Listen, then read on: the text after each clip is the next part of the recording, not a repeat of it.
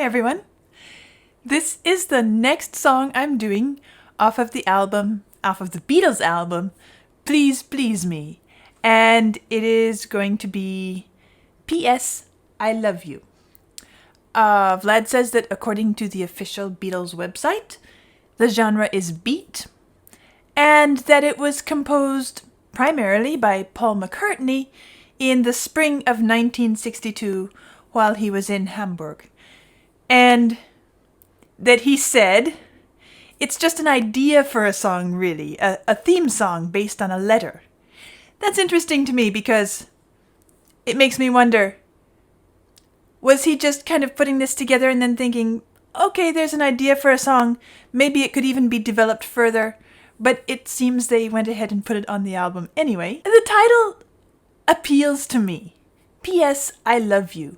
It immediately brings to mind the days of writing letters back and forth to one another, and the idea of wanting to say one more thing before you close the envelope. And so, obviously, this is another love-themed song. It seems that this whole Please Please Me album is really built around this idea of love and being in love.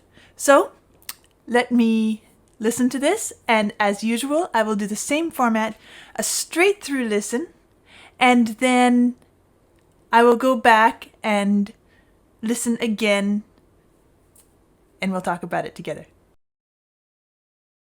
As I write this letter, send my love to you.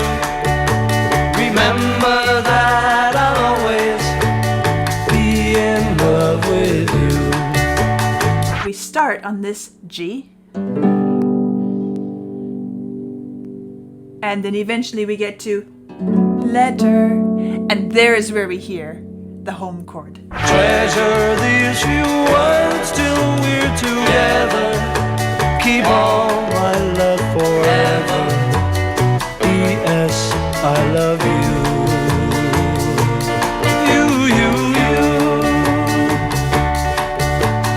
I'll be coming home again to you, love, until the day I do, love.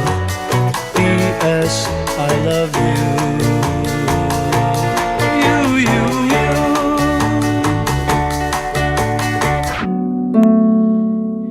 Because when we first land on it, it's not quite D until we move to here. Letter. As I write this letter, send my love to you. Remember that I'll always be in love with you. Treasure these few words till we're together. Keep all my love forever. P.S. I love you. P.S. I love you. And our ears are primed to hear that chord, but that's not what we hear. Instead, listen to what we hear. You. As I write this letter, oh, send my love to you. You know I want you to remember that I'll always, be in love with you. I'll be coming home again to you, love, until the day I do, love. It's different than some of the other music I've listened to, like, let's go back to another early listen I did, which was more in the metal genre, the Metallica piece, where the lyrics were there, the voice was there, but it's more about the power of the instruments. Now here it's not about the power of the instruments. It's about conveying the message of the song through the voice and through the lyrics. P.S. I love you.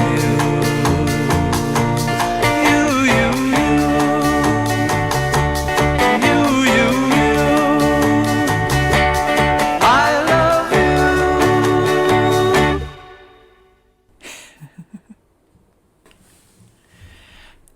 is a really sweet song, and I like it a lot.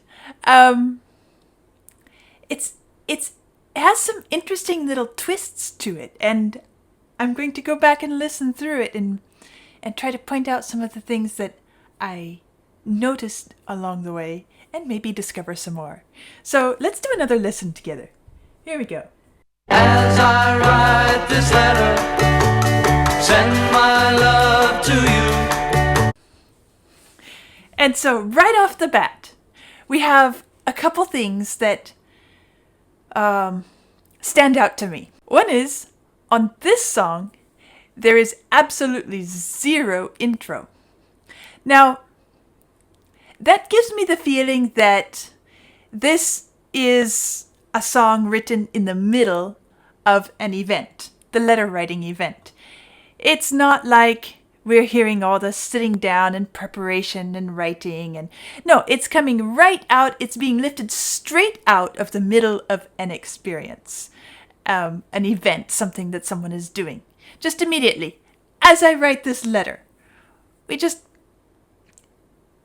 pick it up, pluck it out of the moment, and preserve it just as it is.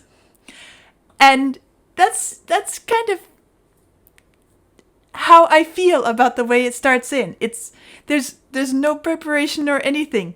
We don't need it because we're just getting this little snapshot of a particular moment in an experience. The other thing I noticed right away, and it comes and goes very quickly, so I don't know how easy it is to catch it with your ears, but I want to show it to you anyway.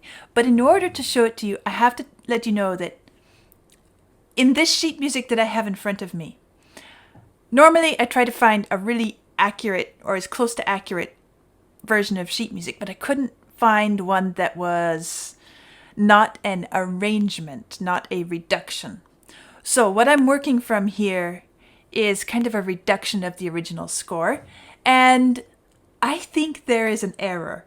And I'm going to test it on the harp here right away. First of all, they gave an introduction in the music, which I'm going to cross out because obviously the song itself has no intro. So I've crossed out that little introduction. Now this right here is the moment at which the song begins.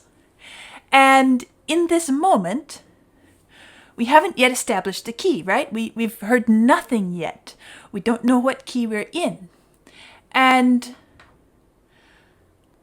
then it goes on, and by the time we get to letter, we're beginning to get an idea of what key we're in. But let's listen to this first as I write, because I have to think this through myself to make sure that I'm being accurate about it. So let's listen just this little clip here. As I write. Yeah. I'm listening to the bass especially. As I write this. I'm pretty certain. I'm going to listen one more time and then I'll tell you. As I write. So, bum, bum. That is not what is being shown here on the music. This note here, they are showing as being an E. I don't believe that's what I'm hearing at the beginning. I think I'm hearing... Actually, it's an octave lower because it's the bass, right? But if we listen, that is the first bass note we hear. As I write. Yeah, that's it. And then it goes down to this note. So that means that I have found an error in their music. And I've got to cross that out. That is not an E minor 7. I am quite positive that it is a G major chord, which would make perfect sense. So the voice here, as I, and then we go to right. As I, now I have to set my pedals to go to right, but that's what I really am after, is the word right. But I had to set it up because in order to make sure that I'm getting this right, I have to be sure of my chords. So here we are. And this first chord is not E minor 7 in the recording. It is actually a G chord. And in the key that we end up being in, D major. Here's D major. That's our home chord. We haven't heard that chord yet in the song, and we don't get to hear it for a few more words. But we start on this G, and then eventually we get to letter, and there is where we hear the home chord.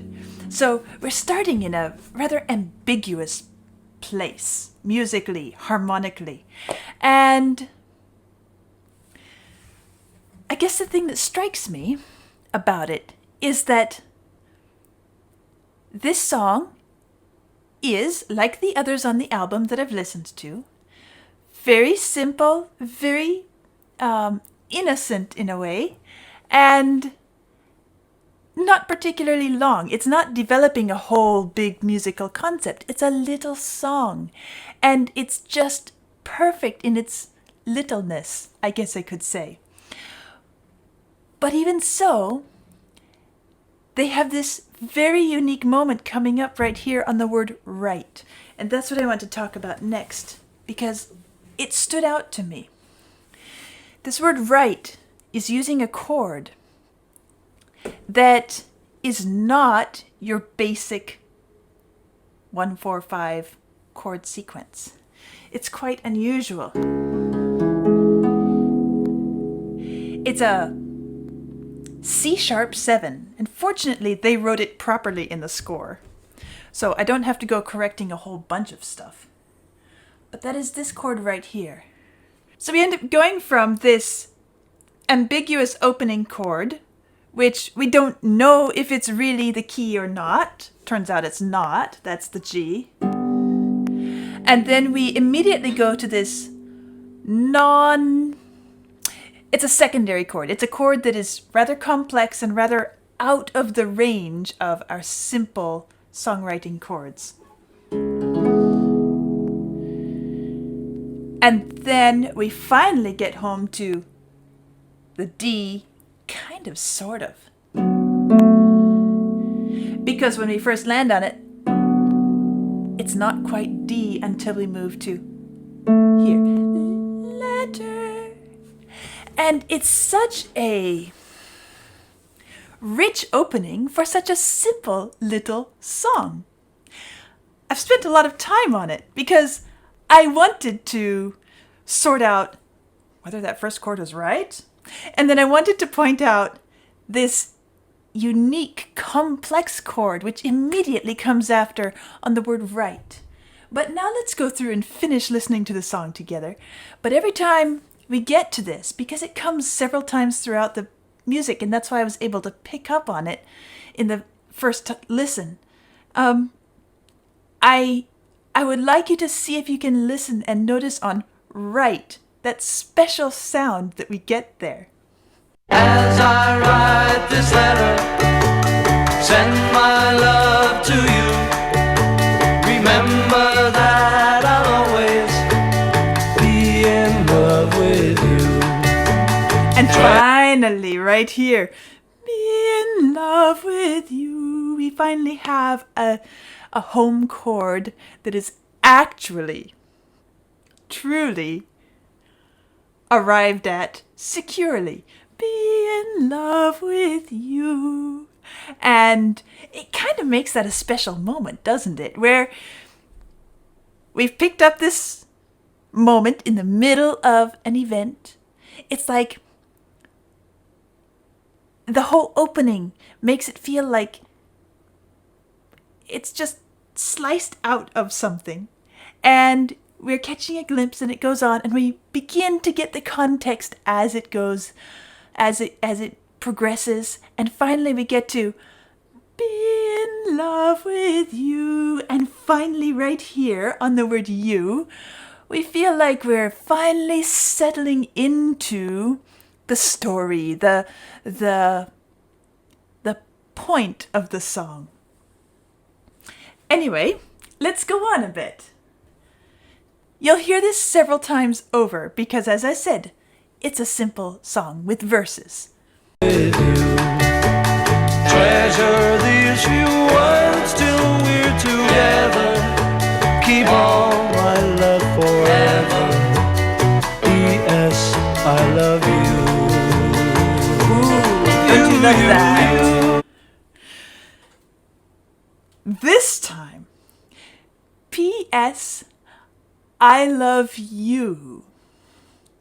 Suddenly, it's not the home chord.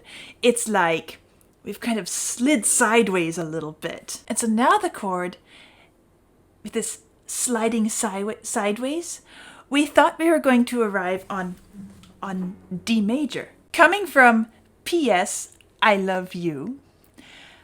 On P.S. we have this A chord, which makes perfect sense. It's the 5, it's the dominant. So we have P.S. I love you. And our ears are primed to hear that chord, but that's not what we hear. Instead, listen to what we hear. We hear A major, P.S. I love you. Ah, don't you love that? It's a special little detour, sidestep, like we just went off track a little bit.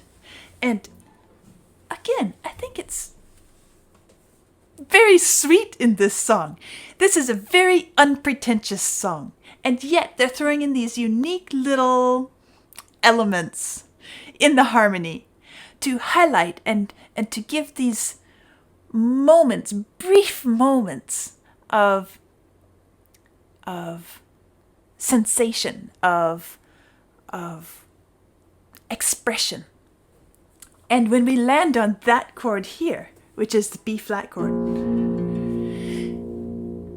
it's again on the word you. I love you. But it gets kind of predictable to always make you be on the home chord, right? So here, you just sidestep and suddenly it becomes special all over again.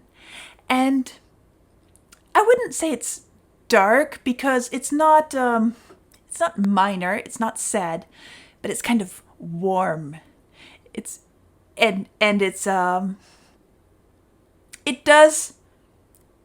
is more subdued than arriving assertively on the home chord. But that's a very special moment right here on I Love You.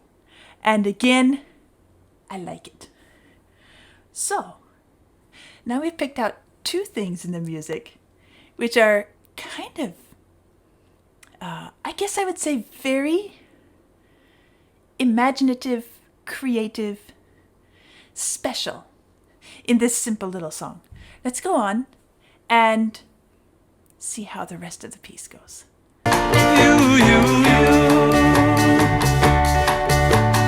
I'll be coming home again to you, love, until the day I do, love. P.S. Nice. I love you. There's our special B flat again. As I write this letter, send my love to you. Remember that I'll always be in love with you.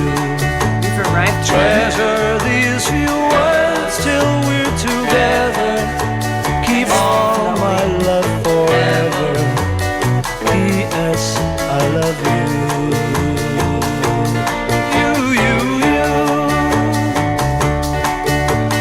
As I write this letter, oh, send my love to you.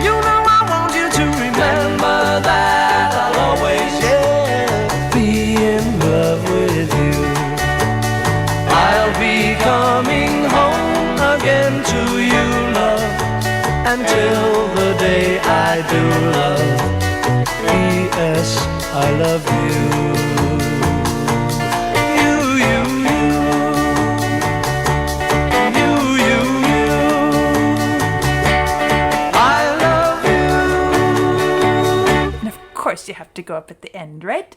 And there it is. I love you. Of course I love you. Who else would I love, right? It's very simply expressive. And I like it.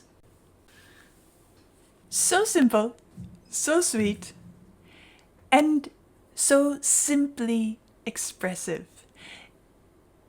Again, I feel like all the songs that I've listened to on this album have this sort of sweet innocence to them. I guess the first one was the most chaotic sounding one.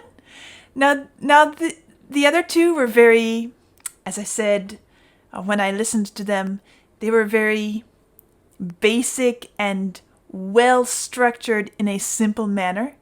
And this is the first one where I start noticing some extra little twists to the formula.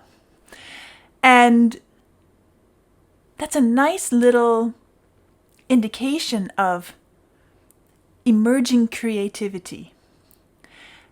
I know, because I've heard some of the later Beatles work, that they did very much develop this creative element in their music writing. And here my ears are primed. I'm looking out for little hints, little clues of where did this creative element and this exploratory, inventive style originate. I haven't been far enough on this journey of going through their entire series of works to really say for sure that, it must have started here. But at the same time, I do have to say, I see right here at the very beginning of their careers, successful careers, indications, hints, clues of what could come. Of course, I can't say that there's anything highly developed at this stage. I'm not saying that. But I would say that the more I listen to the songs on this album, the more I begin to disagree with what all those American critics were complaining about, talking about, saying in that list of quotations that I read at the first. And I'm very curious to see how this whole thing develops and progresses, because obviously hindsight is 2020, and I am living in an age where we know that the Beatles became highly successful, and we know that they are deeply loved and highly regarded and considered to be one of the big influences in the development of music along the way. So I'm not guessing here. I'm not guessing and saying, we'll see if they'll develop. I know they'll develop. So I am just looking to see how they developed and when and what the process was like. Back to this song. Of course, there are some other cute little features, I guess I could say, that stand out to me in addition to the harmonies, the chord structure. One is, again, the way it dives straight in. As I write this letter, and you hear their voices kind of emphasizing, as I write this letter, send my love to you. There's this sort of emphasis, this abruptness to the beginning, even though it's a vowel. And it helps to create that sort of cut out of a larger picture moment. Of course, then there's the other thing where some of the words are being sung harmonized or just partially so. It happens on the strong beats and the strong syllables, and it gives a unique effect where the harmonizing voices aren't singing the entire phrase, sometimes not even the entire word, but it helps to create this emphasized pulse because we don't have a lot of powerful instrumental support backing on the, we have support, but we don't have a strong presence of drums and guitar and all of this. They're very much in the background, very much accompaniment style, and the voices are featuring very prominently here. And so the voices are taking over some of the responsibility of giving the music this upbeat, energized feel, which it has. And they do that by putting weight on certain points within the music just to give dimension, depth, and rhythmic energy. And of course, that brings me to another element which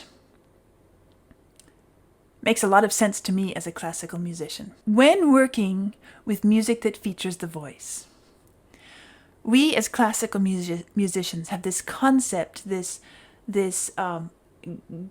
guiding principle of making sure that the lyrics, the message, and the voice are put in the forefront, are supported, and that all the music surrounding is there for the purpose of upholding and elevating the vocal part.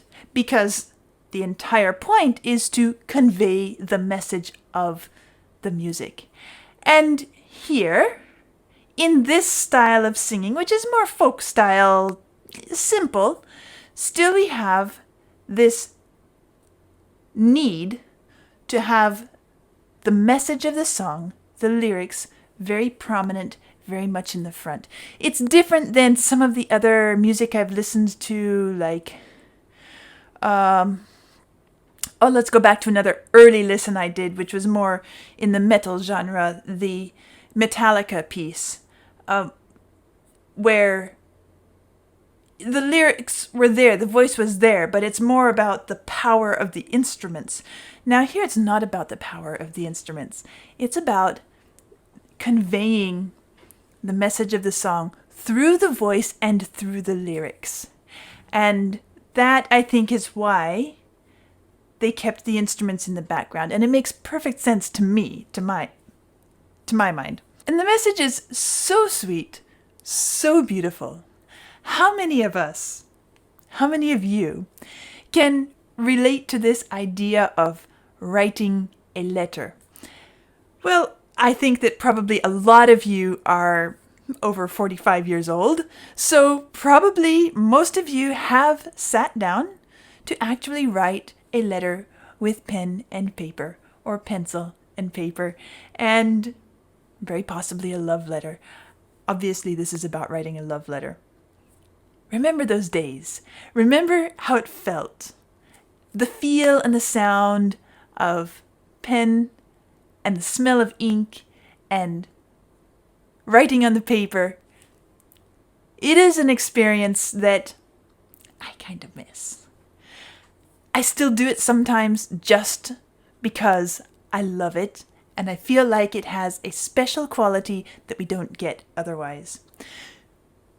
Here, for the younger generation, for those of us who are so used to having FaceTime or Skype or any of the other video apps which instantly connect us to the one we love, even if he or she is on the other side of the world, if you have never actually sat down to write a love letter, I strongly suggest you give it a try.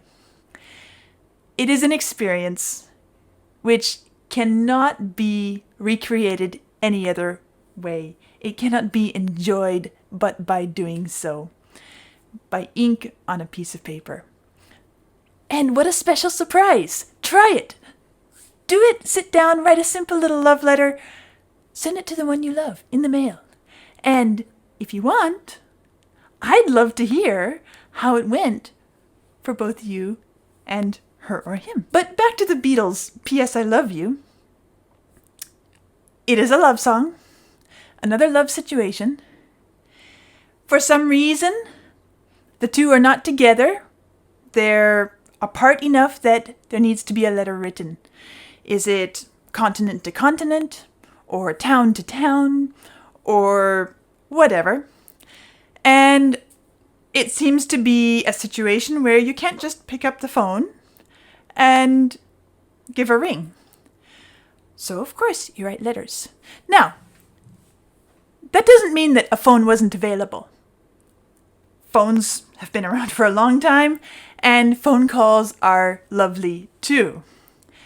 But we used to have this habit of writing messages when we wanted it to endure. And even before that, before phones were available, let's say back in Beethoven's time, there are written messages that Beethoven wrote, which are just very basic. He would pick up a pen and paper and write something to his housekeeper, to somebody, publisher, and some of those still survive, and we still, as classical music fanatics, still love to read and see those messages which Beethoven himself wrote about simple little things. And that is what a letter used to be. And I feel like that's what this letter was in a way. It was a letter just trying to express again my love for you.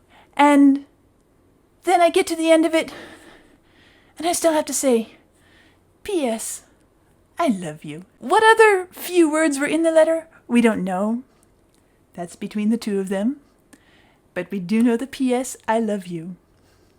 And of course, P.S.